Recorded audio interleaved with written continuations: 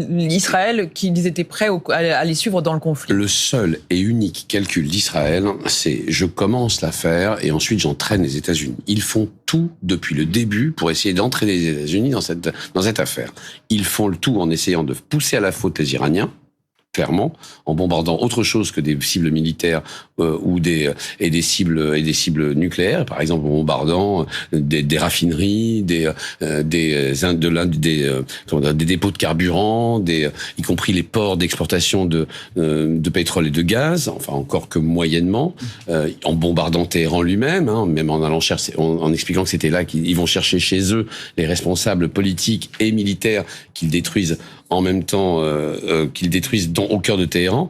Ils font tout pour pousser les Iraniens à la faute. Alors, la faute iranienne, ce serait bloquer le détroit d'Ormuz, attaquer une base américaine ou occidentale dans la région. Ou l'hôpital, comme hier. Ou la mise en scène de l'attaque de l'hôpital hier. Pardon, la mise en scène. Ce que j'essaie de dire, c'est que la bombe est tombée sur l'hôpital. Le missile est tombé sur l'hôpital. Il y a eu ensuite une mise en scène israélienne. Il y a eu des blessés. En termes de communication. Voilà, en termes de communication, pour expliquer que c'était un crime contre l'humanité, que c'était bien la preuve que l'Iran, en fait, n'avait aucune espèce d'idée de ce sur quoi il tirait ou ils avaient volontairement tiré sur C'était une manière de parler aux Américains au-dessus des Iraniens et au-dessus des Israéliens. Une manière d'essayer d'entraîner par ce biais les États-Unis dans l'affaire.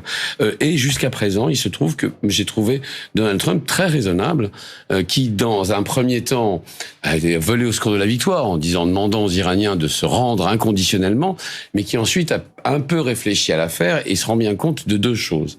La première, c'est que les Israéliens ont déjà fait le coup plusieurs fois aux Américains, en essayant de les entraîner et en parvenant à les entraîner dans des affaires qui ont été malheureuses pour les Américains. Notamment, je pense à l'Irak, mais qui a été aussi une affaire, qui a été aussi une affaire d'influence. Les Américains, les Israéliens ont à l'époque, et notamment Benjamin Netanyahou, on a retrouvé des sonores de Benjamin Netanyahou qui expliquaient qu'il fallait absolument que les Américains y aillent et aident les Israéliens, enfin aident le monde entier à se débarrasser de Saddam Hussein et que le monde serait merveilleux et qu'on verrait ce qu'on verrait et qu'à l'issue de cette guerre que les Américains conduiraient, ça irait mieux. Donc il y a une persistance israélienne à tenter d'influencer les Américains pour entrer dans des guerres plus grandes que ce que ne peut supporter Israël. Et puis la deuxième chose, juste dernière pour terminer, les Israéliens savent très bien ils ont des capacités militaires limitées malgré tout. C'est un petit pays, Israël. On disait 3 semaines. Oui. 3 semaines, Michel Holoagaray, vous avez ce même ressenti.